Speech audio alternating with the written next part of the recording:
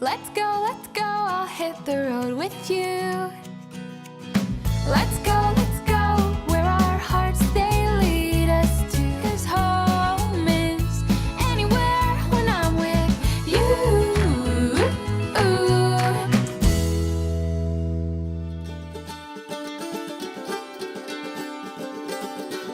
Visitors come here and they say, oh, well, you must be the Nez Perce tribe, or you must be with the federal government or the state government or whatever it is. We are a nonprofit organization, and that's what makes us so unique. We're not affiliated with any government tribes. We're affiliated with descendants of bands that lived here. The long-term goal is to have Wallowa Band people back in the valley, part of the government, living here, working here. That is the goal. When the tribes got displaced, people are displaced all over the Northwest, even though the majority of their heritage comes from here. So this organization is a great way to bring people who are descended from those tribes all together.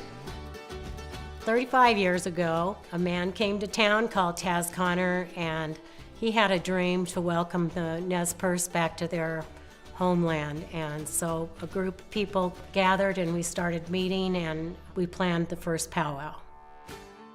There's a lot that they're balancing here with kind of that visitor side, which is obviously the side I get to hear about more, but then the land itself and kind of that community piece. With the Wallowa Homeland, we're incorporating different aspects of stewardship where we are honoring and taking care of the sacred culture that's existed in the Wallowa Valley for thousands of years. And then we have the 323 acres right outside of town. We have 3.5 mile hiking trail, 1 mile gravel loop trail. The Wallowa River runs through. We have the dance arbor, a longhouse structure, a commercial kitchen. We have the historic farmhouse, which is available for use. We have horse corrals where people can come and board their horses. We have our own cemetery up on the hill. Just knowing that there is a place where you can, even at the end, be able to come back to. It is connection to place. So that is why we make it a working environment. It's supposed to be taken care of. It's supposed to be a place that is used. That stewardship is about us holding the space for all of those things at one time. And the community has totally come to support this project. We're not saying it's off limits. So if you're not Wallowa Band, you can't come to the homeland. That's not what we're doing. We're trying to do this molding and meshing of people and cultures and generations and honor, the people that were here first. My husband was a history teacher and there was no curriculum in the school that taught about the Nez Perce, and I think this project has really brought that to the front in this community. So there is that aspect of education that also correlates to the stewardship, because if you have to be educated about a place or you won't care about it.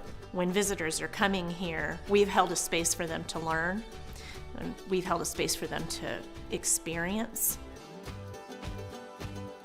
Seeing people hear the story for the first time, for the folks that I've worked with and kind of brought here, I think they just get really inspired by it. I don't think I've ever not had a visitor who wasn't saying thank you.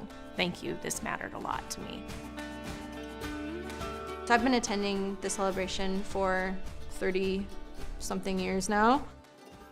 If that hadn't been happening, I don't know how I would have had that connection to place. Now I have a little 1-year-old who attended his first powwow here last year, and he's gonna continue until he's my age, so. Working here, volunteering here, being in community here, this award, this is kind of what we do. It's quite an honor to be recognized in this way, and I see myself as being kind of a guardian of what the original purpose was. It's just been a really good place for people to return to.